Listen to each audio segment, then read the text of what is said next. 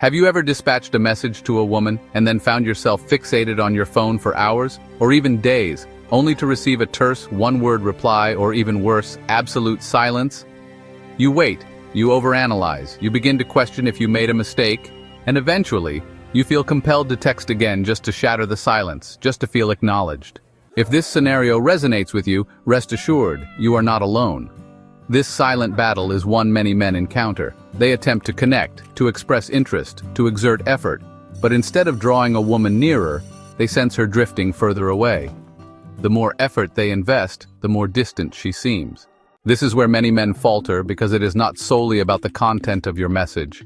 It is about the manner in which you convey it. It is about the emotions your words evoke in her. Most men fail to grasp this concept. They dispatch texts that are logical, courteous, even considerate, yet they neglect to elicit an emotional reaction. They do not ignite curiosity, excitement, or desire, and devoid of emotion, your words dissipate into the void. And this is where Stoic philosophy emerges as your most potent ally. The Stoics instructed us to concentrate solely on what we can govern. You cannot dictate how someone responds. You cannot influence the speed of her reply or her mood when she reads your message. But you can govern how you present yourself. You can govern your intent. You can govern the energy infused in your words. Texting transcends mere communication. It is projection, it is influence, it is digital leadership. In this video, we will dissect 3 potent texting secrets that women find irresistible. These are not superficial tactics. They are principles grounded in psychology, emotional intelligence, and Stoic reasoning. By applying them, you will cease chasing attention. You will begin commanding respect and forging meaningful connections. So how do you alter the dynamic and seize control of the conversation? Let us commence with the first secret texts that provoke curiosity. Curiosity stands as one of the most formidable forces in human psychology. When something piques your curiosity, your brain fixates on it. It seeks answers. It craves resolution. That sensation of needing to know more propels individuals to finish books, binge-watch series, and click on headlines promising something unexpected. It is also the reason why certain texts elicit instant replies while others remain unread. Most men fail to comprehend this. They text in ways that extinguish curiosity from the outset. They utter phrases like, "How was your day?" or "What are you doing?" or "Hope you are enjoying your weekend." These messages are polite, but they do not open any emotional loop. Now, consider this. What transpires when you receive a message like, "I just realized something intriguing about you," or "You won't believe what transpired today," or even "You did something." In unexpected ways, my dream last night made me realize how your brain instantaneously reacts. You yearn to know more. You sense a void, and that void is what provokes a response. This is where most men err. They divulge too much too soon. They strive excessively to appear amiable, but they overlook that mystery begets motion. The more you leave unsaid, the more she yearns to know. Stoic philosophy imparts a similar lesson. Marcus Aurelius stated, "If it is not necessary, do not utter it." This implies that you need not elucidate everything. You need not fill the silence. You need not validate your worth with words. You simply need to speak with purpose. In the realm of texting, the less you say, the more potency your words can wield. The key is to craft texts that ignite a question, not texts that elucidate everything. Instead of declaring, "I had a peculiar day," attempt saying, "Something reminded me of you today in the most unusual manner. I want to guess what it was." Now she is engaged, now she is contemplating, now she is invested. And when she responds with a query, do not answer directly. Keep her leaning forward, keep her pondering. If she inquires about what transpired, you can say, "It is a tad peculiar, but allow me to ask you this first. Have you ever felt like someone crossed your mind right before something unusual occurred?" Now she is emotionally connected. She is not merely responding, she is sharing. That is how you cultivate chemistry through curiosity. Most men hasten the conversation. They attempt to impress too swiftly. They endeavor to sustain her attention by texting more. But texting more is not the solution. Texting with intention is. You aspire to be the man who makes her pause and reflect, the man who disrupts her pattern, the man who makes her feel something she does not experience with others. Every time you dispatch a message, pose this question to yourself. Does this evoke her curiosity? Does this open a question in her mind, or is it merely another message that will fade into obscurity? Curiosity is not about deceiving someone. It is about creating an emotional aperture. It is about leaving room for interest to flourish. It is about comprehending how the mind operates and utilizing that knowledge to forge genuine connections. If you apply this, your conversations will transform. You will notice more engagement, more inquiries, more investment, and that is the objective. You are not attempting to entertain her, you are attempting to connect. Curiosity is the gateway. Traverse it with confidence. Number 2. Texts that cultivate anticipation. Curiosity captures her attention. Anticipation makes her stay. When a woman anticipates something thrilling, her brain releases dopamine, the same chemical responsible for feelings of pleasure and motivation. That is why individuals eagerly await vacations, surprises, and birthdays. It is not solely about the event, it is about the sensation of awaiting something delightful. Most men inadvertently ruin anticipation. They divulge too much too swiftly. Impress swiftly because he comprehends the potency of patience. If you apply this, you will perceive the shift. Your words will carry weight, your presence will create an impact, and she will not merely respond. She will eagerly await your next message. Number 3. Compliments that genuinely resonate. Most men believe that complimenting a woman will instantly endear her to them, but that is not how attraction operates. Compliments are potent, but only when they are delivered with intention, awareness, and authenticity. Most compliments falter because they are too superficial, too cliched, or too desperate. Telling a woman she is beautiful might seem kind, but if she hears it incessantly, it loses its significance. It becomes mundane. It becomes another line in a lengthy list of forgettable messages. When you say, "You are so gorgeous," or "You are the most beautiful girl I have ever seen," it does not resonate deeply. It feels generic, it feels lackadaisical, and worst of all, it makes you seem like every other man. Now let us think differently. Let us think like a Stoic. Seneca taught that we must praise not what is common, but what is rare. And what is rare in a woman is not her beauty, it is her mindset, her perspective, her presence. When you compliment something deeper than her appearance, you distinguish yourself from every man who only perceives the surface. Here is how to do it. Focus on her character, focus on her thoughts, her demeanor, the way she makes people feel. Tell her, "I admire the way you perceive the world. Most people do not think the way you do." Or say something like, "You have a serene presence." It is rare to find someone who makes others feel at ease without even trying. These compliments resonate differently. They speak to her essence, not just her appearance, and that makes her feel acknowledged in a way that very few people make her feel. Timing is crucial too. Do not dispense compliments haphazardly. Wait until she shares something meaningful. If she discusses her goals, say, "I respect your commitment." A lot of people talk about their dreams, but you actually take action. If she shares something vulnerable, say, "I appreciate your openness." Most people conceal that aspect of themselves. These compliments are not only sincere, they are thoughtful, they necessitate genuine attention, and that is what forges an emotional connection. Stoicism reminds us to observe before we judge. Marcus Aurelius wrote that the quality of your thoughts determines the quality of your life. Apply that to your communication. The quality of your words reflects the quality of your attention. When you pay attention to what makes her unique and speak from that awareness, you connect in a way that superficial compliments never can. There is one more reason this works.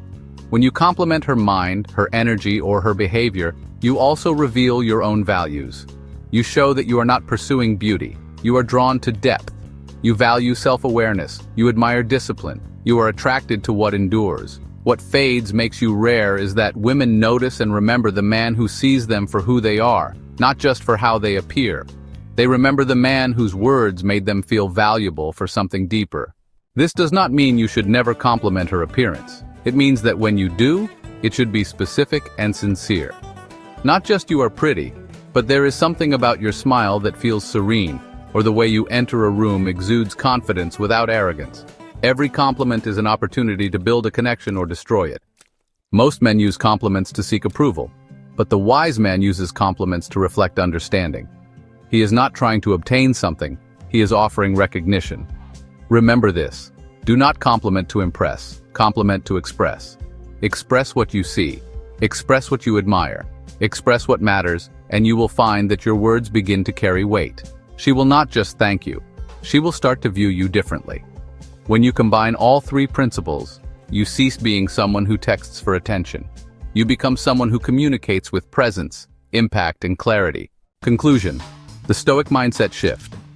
Now that you understand how to spark curiosity, build anticipation, and give compliments that make a real impact, it is time to tie everything together. Because at the core of all of this is not just texting, it is how you carry yourself, how you think, and how you choose to connect with others. The truth is, texting is not about being clever. It is not about saying the right thing to win someone over. It is about creating emotion. It is about understanding the rhythm of human connection. When you text, you are doing one of three things. You are either sparking curiosity, building anticipation, or making someone feel seen and valued. If your messages do none of those, they are easy to ignore, easy to forget. Stoic philosophy teaches us that everything we do should be done with purpose. Seneca said, "We suffer more in imagination than in reality." That means the anxiety you feel after being ignored is often caused by your own mind, not the message itself. But when you learn to approach communication with intention, that anxiety fades. You stop overthinking and you start acting from clarity. Let us review what you have learned. First, trigger curiosity. Do not divulge all the details. Leave gaps. Ask questions that create emotional hooks. Let her mind remain active. Let her lean in. Second, build anticipation. Do not rush to reveal everything. Create open loops. Make her guess. Make her feel the tension of not knowing. That is what builds desire. Third, give genuine compliments. Not about looks, but about mindset, character, and energy. Compliment what makes her unique. Show her that you notice what others miss. That is what builds emotional depth. These are not tricks. These are principles. They work because they reflect a deeper truth, that women do not want more messages. They want more presence. They want to feel something when they read your message. They want to be surprised, challenged, seen, and understood. You have the ability to do that, not by trying harder, but by thinking clearer, by texting with presence, by acting from a place of calm confidence, not desperate approval. You are not here to chase anyone, you are here to connect with intention. You are here to practice awareness. You are here to communicate like a man who respects himself enough to be honest, measured, and powerful in every interaction. From this point on, every message you send should serve one of three purposes. Make her curious, make her excited, or make her feel appreciated. That is the new standard. That is the Stoic approach to texting. Because the man who texts with clarity does not worry about being ignored. He does not count the minutes after he sends a message. He does not spiral into self-doubt. He knows who he is, he knows what he offers. And if someone does not respond, he does not chase. He reflects, he adapts, he moves forward. That is the power of a Stoic mindset. It gives you peace where others feel panic. It gives you control where others feel chaos. And it gives you presence in a world full of noise. Texting is not a game. It is a skill. And when done well, it can build trust, attraction, and emotional connection. But only if you approach it with awareness, with discipline, with self-respect. Start practicing today. Do not wait for the perfect moment. Do not wait for someone else to change. You are the one in control. You are the one who gets to choose how you show up. And if you do this right, you will never feel ignored again. You will not need to, because now you are not just sending messages, you're creating impact. What you have just learned is not just a texting strategy, it is a reflection of how you show up in your life. It is a mirror of your mindset, your values, and the way you choose to carry yourself in every interaction. Because communication is never just about words. It is about presence, and presence comes from within. Too many men operate from a place of reactivity. They send a text and wait. They overanalyze the delay. They start second-guessing their worth based on whether or not they get a reply. But that is not strength, that is not clarity, and that is not how a Stoic man moves. From now on, you do not communicate to impress. You communicate to express, to lead, to embody. You do not throw words out hoping for approval. You choose your words carefully, intentionally, with awareness of how they reflect who you are. This is what it means to apply Stoicism in modern life. It is not about shutting down emotions. It is about owning them, guiding them, holding space for them without letting them rule you. Marcus Aurelius did not teach us to withdraw from life. He taught us to engage with life from a deeper place. He said, "Waste no more time arguing what a good man is. You should be one." That applies here with every message you send. You are either reinforcing your values or abandoning them. You are either leading the conversation or reacting to it. You are either building connection or begging for validation. There is no in-between. So here's your challenge. Before you send your next message, pause. Ask yourself, does this reflect the man I am becoming? Does this message serve a purpose? Does it spark curiosity, build anticipation, or make her feel genuinely seen. If it does not, rewrite it. Refocus. Speak from clarity, not from craving. Reset your standard because you are not here to play small. You are not here to be light. You are here to walk in your values. You are here to show up with quiet strength, not loud insecurity. And when you do, something shifts. The energy of your conversations changes. People respond differently. They feel your presence before they even read your words. And that is not a trick. That is truth. That is power. Stop chasing reactions. Start commanding respect, not through force, but through presence, through intention, through being the kind of man who does not need to convince anyone because his energy speaks for itself. So if this message reached you, do not just nod and move on. Take action. Apply one of the principles you learned today. Watch the shift, then apply another. Make this your new practice. Every message, every interaction, every day. Live it, practice it, own it. And from now on, every word you send carries weight. Every message becomes a mirror of the man you are choosing to be.